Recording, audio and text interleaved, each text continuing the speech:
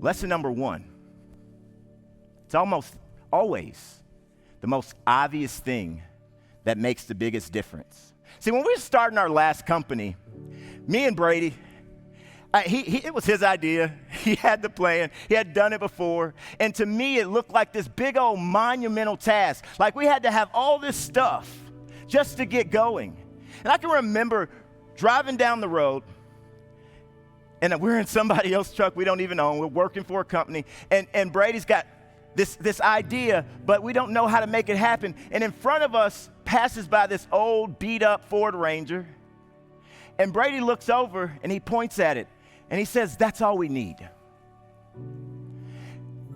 We went down a post for Craigslist, and we started looking in appliances, and this little $50 deep freezer came up.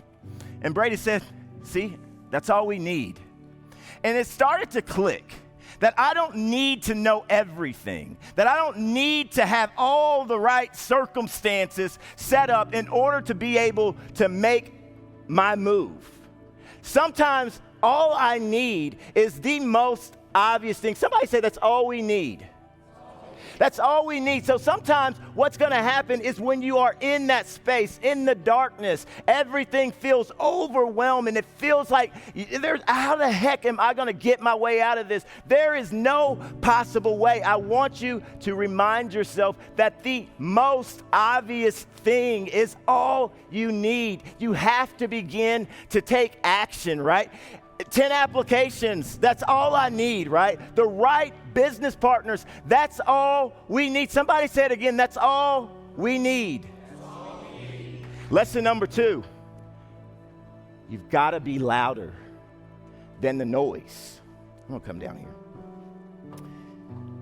Listen, what comes first in the dictionary? Is it pain or is it prize? Y'all are smart. What comes first, pain or purpose?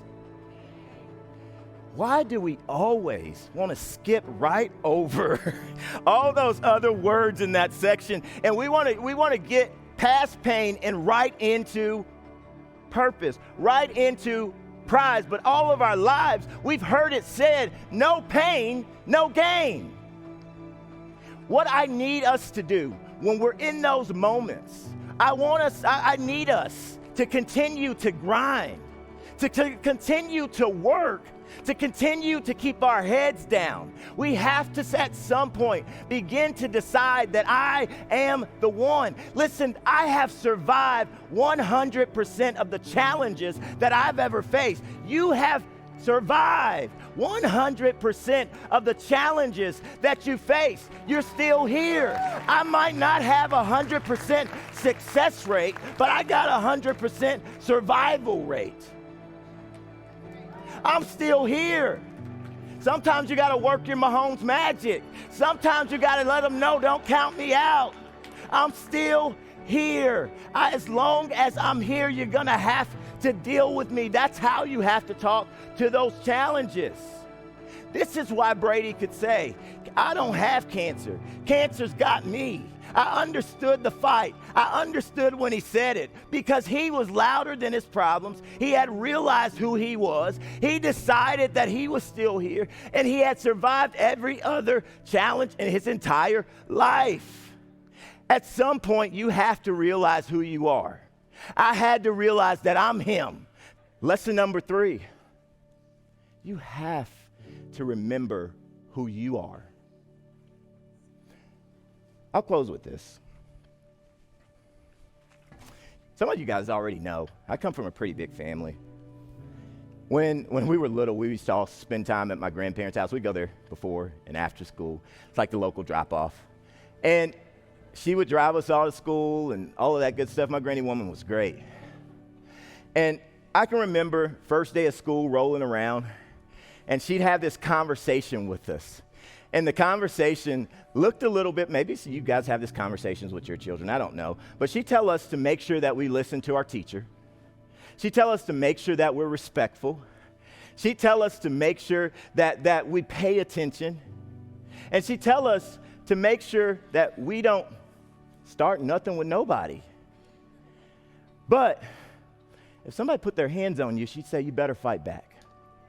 You better defend yourself. And then she would look at the rest of us, and she would say, and if one of you fight, y'all had grandparents like mine.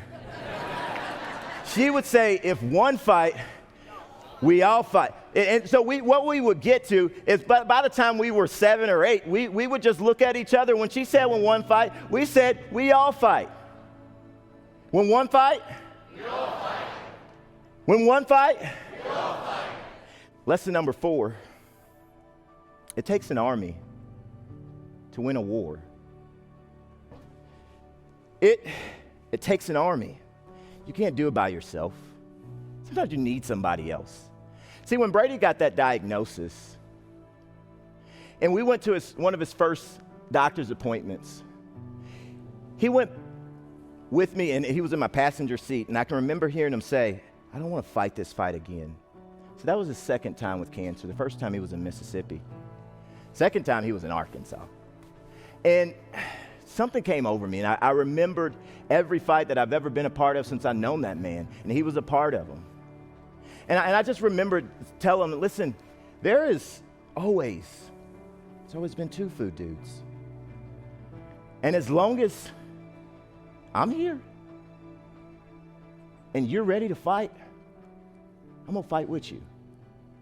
Because if one fight, y'all don't feel that. If one fight, we all fight. If one fight, we all fight.